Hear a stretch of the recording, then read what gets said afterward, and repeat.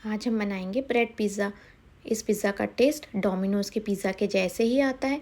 जब भी बच्चे पिज़्ज़ा खाने की जिद करें तो आप इसे घर में ही बनाकर दे सकते हैं। ये एकदम चीज़ी बनता है, क्रीमी बनता है। तो चलिए इसे बनाना स्टार्ट करते हैं। इसके लिए मैंने एक ब्रेड का स्लाइस लिया है। इस पर 1 टीस्पून पिज़्ज़ा सॉस डाली है। इस सॉस को भी अच्छे से हम स्प्रेड कर लेंगे, सारी ब्रेड पे अच्छे से लगा लेंगे। पिज़्ज़ा बनाने के लिए आप कोई भी ब्रेड का यूज़ कर सकते हो। ये जो मार्केट में मिलने वाले पिज़्ज़ा बेस मिलते हैं आप उसका भी यूज़ कर सकते हो। अब इसके बाद में हम इस पर चीज़ डालेंगे। ये मोज़रेला चीज़ है। यदि आपके पास में लिक्विड चीज़ है तो आप वो भी डाल सकते हैं। अब इस पर थोड़ा सा कटा हुआ अनियन डालेंगे।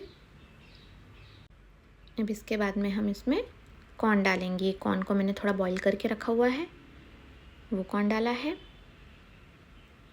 अब इसके बाद में इसमें हम कैप्सिकम डालेंगे।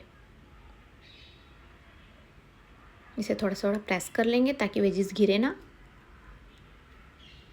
अब इसके बाद में इस पर पनीर डालेंगे। इसे भी अच्छे से सेट करके थोड़ा प्रेस कर लेंगे। और भी आपको कोई वेजिस ऐड करनी है तो आप ऐड कर सकते हो। अब इसके बाद में हम थोड़ी सीजनिंग्स डालेंगे। इसके लिए मैंने लिया है 1/2 टीस्पून ऑरिगेनो, थोड़ा सा चिली फ्लेक। यदि बच्चों के लिए बना रहे हो तो चिली फ्लेक स्किप भी कर सकते हो। थोड़ा सा पिज़्ज़ा सीजनिंग। अब ऊपर से हम मोज़रेला चीज़ डालेंगे। ये आप अपने अकॉर्डिंग डाल सकते हैं, कम या ज़्यादा कर सकते हैं। इसे मैं एयर फ्रायर में बनाने वाली हूँ। इसके लिए मैंने इसे 5 मिनट पहले ही प्रीहीट करके रखा हुआ है। आप चाहो तो इसे पैन पे भी बना सकते हो। उसे थोड़ा पहले ही प्रीहीट कर ले और उसके बाद में उसे रख के 5 मिनट्स के लिए होने दें। तो ये जब तक कि चीज़ मेल्ट ना हो जाए तब तक इसे रहने देना है, बाद में निकाल लेना है इसे। अभी मैं 5 मिनट्स के लिए फिर से लगा रही हूँ। 5 मिनट हो चुका है, चीज़ भी अच्छे से मेल्ट हो गया है। तब इसे हम निकाल लेते हैं।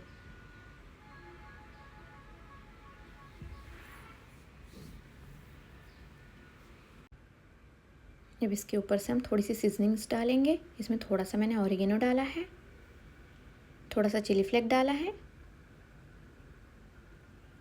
और थोड़ा सा पिज़्ज़ा पास्ता सीजनिंग डाली है। अभी बन के रेडी हो गया है हमारा पिज़्ज़ा।